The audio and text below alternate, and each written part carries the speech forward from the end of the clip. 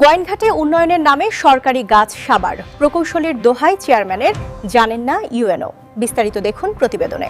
সিলেটের গোয়াইনঘাট উপজেলার বঙ্গবীর হাদারপাড় সড়কে রাস্তার কাজের অজুহাত দেখিয়ে প্রকাশ্য দিবালোকে কাটা হচ্ছে বিপুল পরিমাণ সরকারি গাছ।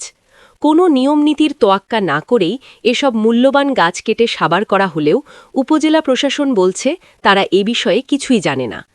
সরেজমিনে দেখা গেছে বঙ্গবীর হাদারপাড় সড়কের পাশে থাকা সারি সারি সরকারি গাছ কাটা হচ্ছে। স্থানীয়দের অভিযোগ, গাছ কাটার জন্য কোনো প্রকার টেন্ডার বা বন বিভাগের অনুমতি নেওয়া হয়নি। রাস্তার পাশে থাকা এসব গাছ অপরিকল্পিতভাবে কাটার ফলে পরিবেশের ক্ষতির পাশাপাশি সরকারের বিপুল পরিমাণ রাজস্ব ক্ষতির আশঙ্কা দেখা দিয়েছে। এ বিষয়ে স্থানীয় রুস্তমপুর ইউপি চেয়ারম্যান শাহাবুদ্দিন শিহাব জানান, উপজেলা প্রকৌশলীর নির্দেশে ব্রিজের উন্নয়নের জন্য এই গাছগুলো কাটা হচ্ছে। আমি শুধু কাজের সুবিধার্থে সহায়তা করছি। তবে উপজেলা পরিষদের প্রধান নির্বাহী কর্মকর্তার বক্তব্যে উঠে এসেছে ভিন্ন চিত্র। উপজেলা নির্বাহী কর্মকর্তা রতন কুমার অধিকারী বলেন, গাছ কাটার বিষয়ে আমার কাছে কোনো তথ্য নেই এবং আমি কাউকে এমন কোনো নির্দেশ দেইনি। খবর পাওয়ার পর আমি ঘটনাস্থলে লোক পাঠিয়েছি। বিষয়টি খতিয়ে দেখে দ্রুত আইনগত ব্যবস্থা নেওয়া হবে।